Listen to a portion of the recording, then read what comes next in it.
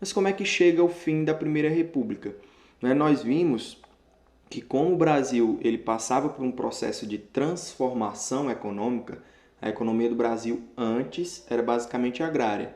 Né? Só é lembrar lá no período da Primeira República, café e leite. Então, o que predominava era a agropecuária. E agora, no Brasil, chegava uma nova forma de economia, né? A inserção das indústrias. Então, o Brasil, aos poucos, ele estava se industrializando. E essa classe dos industriais, que eram aqueles os donos das indústrias, né, que era quem investia na indústria no Brasil, eles queriam, obviamente, incentivo do governo.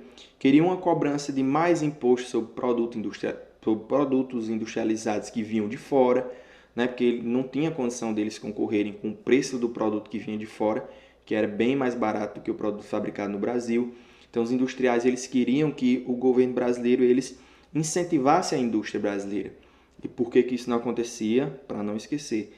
Isso não acontecia porque o Brasil era um país basicamente agrário e quem ficava no poder, né, lá na presidência, era sempre um grupo da oligarquia rural, né, da elite rural, que era ou um cafeicultor, né, ou um produtor de leite, ou de São Paulo, ou de Minas Gerais, certo? E essa insatisfação desse grupo e dos outros grupos que nós citamos aqui, como os militares, né? A parcela dos militares, lembrando que quando a gente cita aqui militares, não eram todos, né? Tinha um grupo militar que apoiava a forma de governo atual, né? As oligarquias rurais, mas também tinha a parcela de militares que apoiavam a industrialização, certo? Então vai chegar no estágio, né, que vai ser agravado com crises internacionais, como nós veremos em outros capítulos, como a que ocorreu nos Estados Unidos, a crise de 29, vai haver uma diminuição na venda do café brasileiro, a economia brasileira, né, a agricultura e a pecuária vai entrar em crise.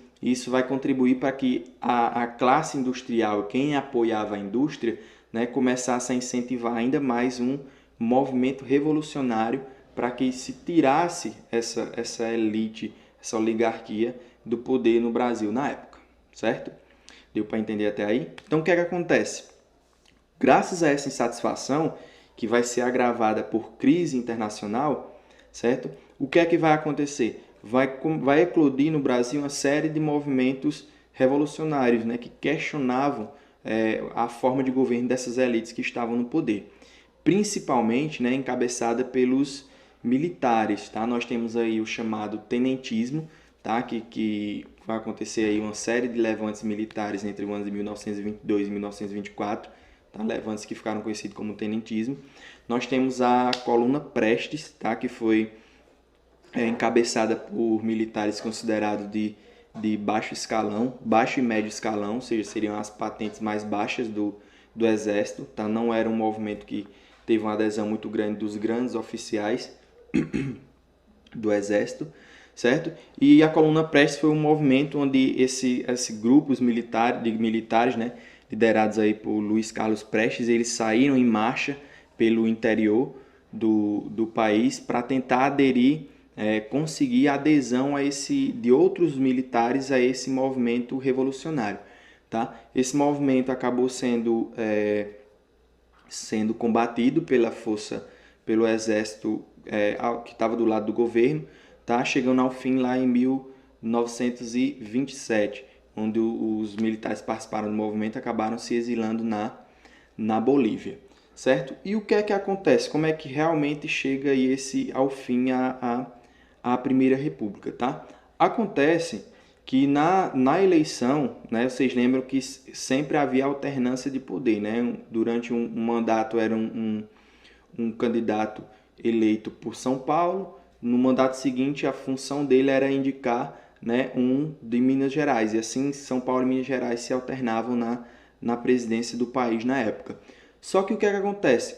Washington Luiz, até então presidente de São Paulo, tá? Na eleição seguinte, quando ele vai deixar seu mandato, ele não indica um presidente de Minas Gerais, um candidato de Minas Gerais. Ele indica um outro candidato de São Paulo, né? Que é o Júlio Prestes. E o que é que acontece? Isso vai gerar uma revolta nas oligarquias mineiras, né?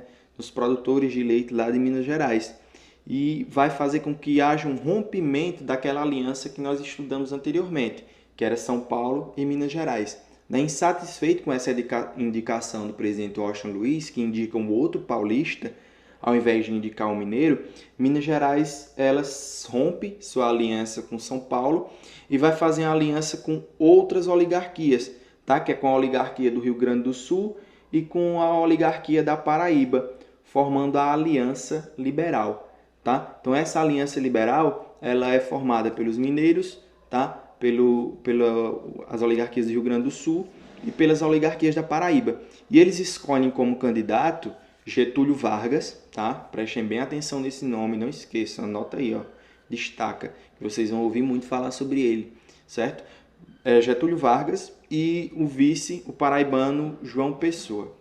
Certo? Então, o que é que acontece? Na eleição, o candidato de São Paulo, ele vence e vai gerar toda aquela suspeita sobre fraude, né? Que acontecia que a eleição foi fraudulenta, que ele não era para ter ganho, certo?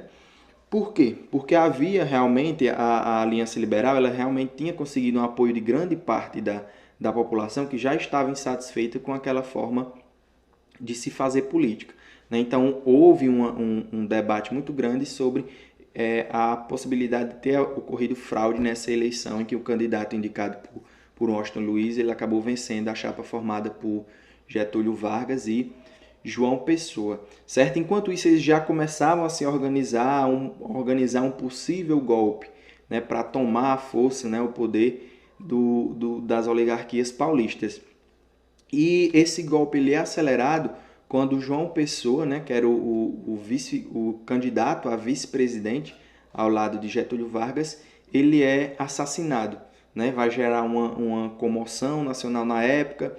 A oposição, né, vai atribuir a responsabilidade pelo assassinato às oligarquias paulistas, né? Vão dizer que foram eles que tramaram o assassinato, né? E isso vai contribuir para que essa oposição ela consiga se organizar com o apoio, né, de grande parte dos militares e tomem o poder, né, deem um golpe, né, e tomem o poder do até então presidente que tinha sido eleito lá, o Júlio Prestes, certo? Então o que acontece? Eles tomam o poder a um golpe de Estado e Getúlio Vargas ele é eleito não, né? Ele acaba tomando o poder e se consagra o presidente do país na época. Tá? Com o período aí que ficou conhecido como a Revolução de 1930.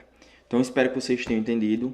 Assistam bem a aula, voltem se não entenderam, façam as anotações, tá? E entrem em contato nos canais que vão estar disponíveis para tirar qualquer dúvida. Então, essa é a primeira parte do conteúdo, tá? Aproveitem e façam a leitura depois da aula ou antes da aula para vocês ficarem por dentro do assunto. Um abraço.